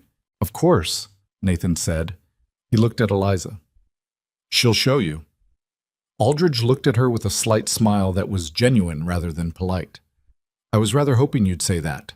She took him through it methodically, the way she did everything, beginning with the kitchen and its organizational system, explaining the inventory notation she had developed, the rotation principles, the way she tracked consumption against projected need and adjusted accordingly. Aldridge took notes with the focused attention of a man genuinely interested in what he was learning rather than performing the evaluation of it. He asked precise questions. She gave precise answers. It was, she found, an unexpectedly satisfying conversation. The particular pleasure of speaking with someone who understood what you were telling them without requiring everything to be simplified. At the smokehouse, he stood in the doorway and looked at the interior with an expression she recognized as professional assessment shifting into something more personal. "Who repaired the flue?" he asked. "Walt Greer, one of the ranch hands. I identified the problem and sourced the materials. He did the metalwork." "And the flue cap?" "I repaired that myself. It's a simple fix if you know what you're looking at." Aldridge looked at the cap, high above them at the top of the chimney stack, and then he looked at her with the expression of a man updating his estimate of someone. "You went up there." "It needed doing," she said simply. He made a note. At the root cellar, he spent a long time examining the eastern wall, the wall she had repaired in October with proper lime mortar, the wall that had been patched with river clay 3 years before and had quietly, predictably, failed. He ran a finger along the repair line, testing its integrity, and straightened up with a nod that was nearly imperceptible but that she caught. "This is solid work," he said. "It'll last," she agreed. "The drainage modification at the base, that's not standard. The standard approach doesn't account for the specific frost cycle pattern in this valley elevation. The ground freezes and thaws repeatedly rather than staying frozen, which creates lateral pressure that standard drainage doesn't relieve. I redirected it." She paused. "It's a simple modification once you understand what the water is actually doing." Aldridge was looking at her with an expression that had moved definitively beyond the professional and into something that was simply one human being recognizing the quality of another. He closed his notebook. "Mrs. Holt," he said, "how much of what you've implemented here is documented anywhere, written down in a form that someone else could follow?" She considered. "My supply inventory system is fully documented. The smoking ratios and timing charts I developed from the previous owner's recipe book, combined with my own adjustments for this altitude and climate, those are written up in my kitchen notebook. The root cellar modification I could describe on paper in an afternoon. Would you be willing to do that?" She looked at him carefully. "For what purpose?" "The Territorial Agricultural Office is developing a series of practical guides for frontier homesteads and ranches. Cold weather preservation, supply management, root cellar construction, and maintenance. We have plenty of theoretical knowledge from back east that doesn't account for conditions out here." He met her eyes squarely. "What you've done at Blackstone Ranch this winter is exactly the kind of practical, proven methodology we've been trying to find. You didn't just preserve food. You preserved a working operation through conditions that have shut down stronger ranches than this one." The afternoon light came through the root cellar's ventilation slats in thin gold bars across the earthen floor. Eliza stood in them and felt the weight of what Aldridge was describing settle over her.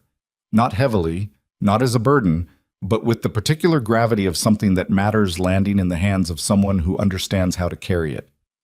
"I'll write it up," she said. When they came back to the house, Nathan was waiting with coffee and the quiet alertness of a man who has been listening for something without being able to hear it and is now ready to learn what it was.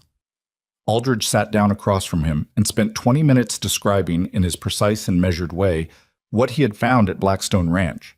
He described it in the language of his profession: efficiency metrics, supply ratios, infrastructure condition assessments. And the picture that emerged from that language was unambiguous.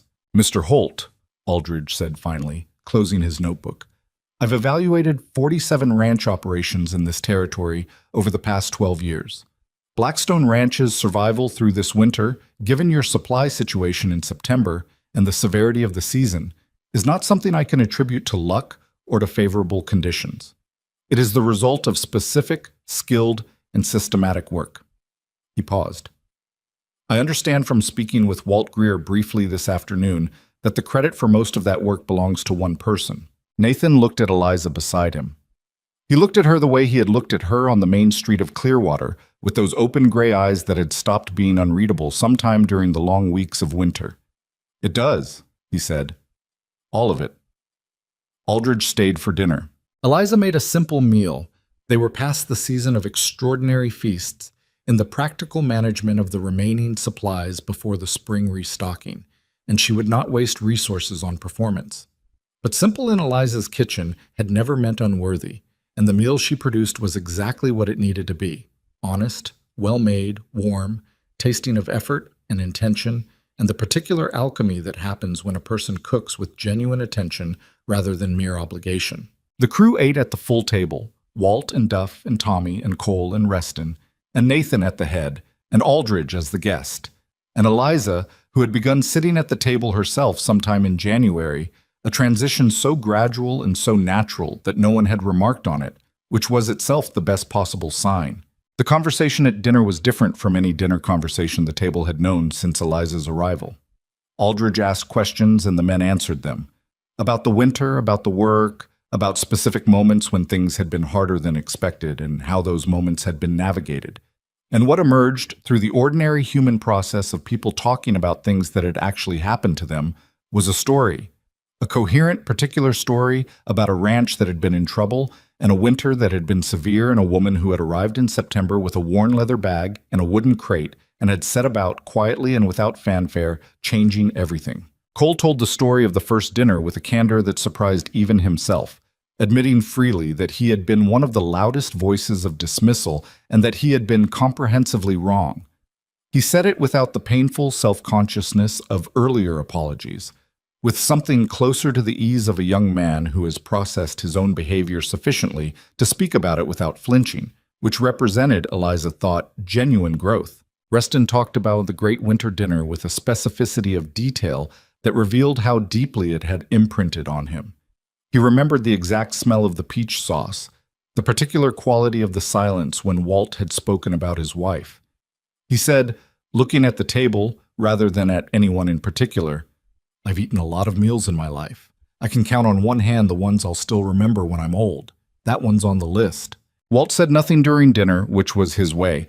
But when Aldridge rose to leave and shook hands with each person at the table, Walt looked at Eliza directly and said, with the economy of a man who says only what he means and means everything he says, "Good cooking saved this ranch, but it was more than the cooking." Aldridge left the following morning, promising a formal report to the territorial office that would include a commendation for the ranch's operational management and a formal request to Eliza for the written documentation of her methods. He shook Nathan's hand at the gate and then turned to Eliza and shook hers as well, with the same firmness, which was the specific gesture of a man who does not distribute his respect according to categories of person, but according to evidence of what they have actually done. Spring came into the valley the way spring always comes in Montana. Not gently, not with the decorous unfolding of more temperate climates, but with a kind of urgent, slightly overwhelming energy, as if the land had been holding its breath for 5 months and had now released it all at once. The creek below the south pasture ran high and quick with snowmelt, and the mud season arrived in earnest and made the yard a daily negotiation. And the first new grass appeared along the fence lines in thin, tentative strips of green that seemed almost impossible after the months of white. The spring work was demanding in a way that was different from winter's demands. Not the static, endurance-based difficulty of surviving confinement, but the active, forward-moving difficulty of a ranch coming back to full operation after its dormant season. The livestock needed attention after the long winter. The fencing required assessment and repair, miles of it, a job that occupied Cole and Tommy for 3 full weeks. The equipment that had sat unused through the cold months needed to be checked, maintained, prepared for the season's work. Nathan moved through it all with the focused energy of a man in his element, the tightness that had accumulated through the winter months releasing as the work expanded to fill the longer days. Eliza moved through it alongside him, not in the same tasks, but in parallel, her own spring work as extensive as his. The kitchen garden she had planned through the winter months took shape in a plot on the south side of the house, the herb seeds she had sourced from Garfield's going into ground she had prepared herself, working the soil in the early mornings before the day's other demands began. She expanded the smokehouse operation for the season, developing a preservation schedule for the spring slaughter that would build the winter supply from a position of strength rather than the desperate scramble she had inherited the previous September. She wrote up her root cellar methods in a clear, methodical document of 30 pages that she sent to Aldridge's office in Clearwater with a cover letter she had rewritten 4 times because she wanted it to be exactly right. And she began, in April, making the supply visits Nathan had proposed on the road home from Clearwater. 2 neighboring ranches first, then 3 more, the conversations happening in the practical setting of other women's kitchens and other families' root cellars, the knowledge transferring in the direct person-to-person way that real knowledge always transfers most effectively. She was not a lecturer. She was not a teacher in any formal sense. She was simply a woman who knew things and showed them to people who needed to know them. And the response she found, the particular quality of attention in the faces of ranch wives who had been managing on inadequate methods for years and were now being shown something better, moved her in a way that the purely internal work at Blackstone had not quite reached. She told Nathan about it one evening in late April. They were sitting on the porch after dinner, a thing that had become a habit without either of them formally deciding to make it one, the way most of the best things between them had developed. And the evening light on the valley was the long, gold, horizontal light of spring that makes everything it touches look like it's being seen for the first time. "The Ellison woman," Eliza said. "Clara Ellison. She's been losing half her meat every winter to improper smoking. Not because she doesn't know how to work. She knows how to work. She just never had anyone show her the temperature management. We fixed it in an afternoon. Nathan was quiet for a moment. How many ranches have you been to now? 5. There are 3 more I'd like to reach before the summer busy season.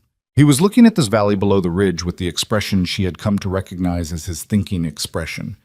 Not the controlled blankness of early acquaintance, but something more open. The face of a man actively engaged with an idea rather than managing the impression he was making. Aldridge's report came back, he said. She looked at him. He hadn't mentioned this yet. And? The Territorial Office is formally commending the ranch's operational management. They're citing it as a model for frontier supply and preservation practices. He paused. They're also requesting that your written documentation be printed as part of their agricultural guidance series. Eliza looked at the valley. Something moved through her that was too large and too complicated to be called any single thing. It was satisfaction, and it was vindication, and it was something older and deeper than either. The particular feeling that arrives when a life's worth of work that has been performed without recognition, suddenly, in a single moment, is seen. That's good, she said. Her voice was very steady. That's more than good, Nathan said. She turned to look at him. He was watching her with those open eyes, the eyes that had stopped being unreadable when she wasn't paying attention, and in them she saw the thing she had been careful not to name for months. Careful because naming things before they were ready was how you damaged them, how you rushed them into a shape that didn't fit, and she had been patient because patience was something she was genuinely good at. I came here under a contract, she said. I know you did. I came to cook and manage supplies and bring some order to the household. That was what was agreed. I remember what was agreed, he said. She looked at him for a moment longer. The contract didn't say anything about caring what happened to this place, she said. It didn't say anything about caring what happened to the people in it. The evening was very still around them. The creek below the pasture ran its constant, murmuring conversation with the stones, and somewhere in the pine brake a bird was doing the last few minutes of its day. The kitchen garden on the south side of the house was already showing its first green shoots along the rows she had planted, small and particular and full of the specific promise of things that have been tended correctly. No, Nathan said. His voice was quiet, and in it was everything that Nathan Holt did not say easily, everything he had spent a winter slowly finding his way toward being able to say. The contract didn't say anything about that. That part wasn't in any agreement. No, she agreed. It wasn't. He reached over and took her hand, not dramatically, not with the performance of gesture, but with the simple, direct certainty of a man doing the thing he has decided to do. His hand was warm and calloused and entirely steady, and hers was the same, and they sat on the porch of Blackstone Ranch in the spring evening and held on to each other with the particular grip of 2 people who have been through something real together and have found, on the other side of it, something they had not been looking for and cannot now imagine being without. I'm glad you came, he said. It was such a plain sentence. It was so entirely Nathan Holt. So am I, she said. In June, a letter arrived from the Territorial Agricultural Office confirming that Eliza Holt's preservation methods document would be printed and distributed to homesteads and ranches across 4 territories in the autumn. Aldridge had written a personal note in his careful handwriting at the bottom of the official correspondence. The work speaks entirely for itself, as, I understand, it always has. She showed the letter to Nathan at the kitchen table over morning coffee, and he read it twice, which was how Nathan read things that mattered to him, and set it down and looked at her with an expression that was both simpler and richer than anything he had managed in the early months of her arrival. I want to show you something, he said. He took her to the north pasture, the fencing she had noticed from the ridge on her first week at the ranch. The fencing she had told him was his department and not hers. He had repaired it through the winter months when weather allowed, working on it section by section with the same patient, methodical attention she brought to her own work. It ran straight and solid along the ridge line now, and from where they stood the full sweep of the ranch was visible below them. The house and the barn and the bunkhouse, the smokehouse with its chimney, the kitchen garden showing proper green along its rows, the creek catching light in the distance. It's all still standing, Nathan said. It was not a boast. It was simply an observation, offered with the quiet wonder of a man who has not always been sure it would be. She stood beside him and looked at it, at everything they had together held together, repaired, rebuilt, made better than it had been. Below them, Cole and Tommy were working on something near the barn, their voices carrying up on the clear morning air. Walt was at the fence line on the eastern property edge, moving with the steady efficiency that was simply his nature. Duff was visible near the smokehouse, which he had apparently adopted as his personal concern, checking the wood supply with the focused dedication he brought to everything he considered his responsibility. These men, who had stood at a fence line on a September afternoon and laughed at a woman climbing down from a wagon, who had filled the first weeks of her arrival with remarks designed to diminish her, who had tested and doubted and gradually, reluctantly, been shown something they had not expected. These men were hers now, in the way that the people you have carried through something hard become yours. Not by ownership, not by obligation, but by the specific bond that forms between people who have been cold and hungry and frightened together and have been fed, literally and otherwise, by someone who refused to let them fall. Cole looked up from his work near the barn and saw her standing on the ridge and raised a hand. She raised hers in return. He went back to work with the easy confidence of a young man who had found, somewhere over the course of a Montana winter, a version of himself he liked better than the one he'd arrived with. "We should start planning the fall supply acquisition," Eliza said, "earlier than last year. If we begin in July, we'll have time to build the stocks properly before September." Nathan looked at her with that expression, the one that was adjacent to amusement but was something warmer and more permanent than amusement. "It's June," he said. "I know what month it is," she said. "Early planning is how you don't end up where this ranch was when I arrived. You're never going to let that be anything other than a lesson, are you?" "The root cellar agrees with me," she said, and started down the ridge toward the house. He fell into step beside her, as he had fallen into step beside her in Clearwater, as he had walked beside her through every difficulty since November. Not ahead, not behind, but alongside, which was the only position that made sense for people who were actually doing something together rather than performing the idea of it. The summer that followed was the fullest that Blackstone Ranch had known in years. The livestock thrived. The kitchen garden produced beyond what Eliza had projected, requiring a hasty expansion of the preserving schedule in August that kept her and Tommy busy for 2 solid weeks of canning and smoking and drying, the kitchen fragrant and purposeful and running at the productive peak that a well-organized operation reaches when everything it's been building toward finally aligns. The creek ran high from a generous snowmelt, and the pasture grass came in thick, which meant the grazing situation through summer was better than the previous 3 seasons combined. Nathan brought in numbers at the end of summer that he laid on the kitchen table one evening and looked at with an expression she had not seen on his face before. Not quite disbelief, but the specific expression of a man encountering evidence that contradicts a long-held, quietly devastating assumption about the limits of what his life was capable of producing. "This is the strongest financial position the ranch has been in since the 2nd year," he said. "What happened the 2nd year?" she asked. "Good season. Lucky timing on a cattle sale." He looked up at her. "This year wasn't luck." "No," she agreed. "It wasn't." He looked at the numbers for another moment. Then he looked at her. "The contract," he said. She met his eyes. "I'd like to renegotiate it," he said. "Not the terms. The category. I don't want a contract with you, Eliza. I want a marriage." The kitchen was warm around them.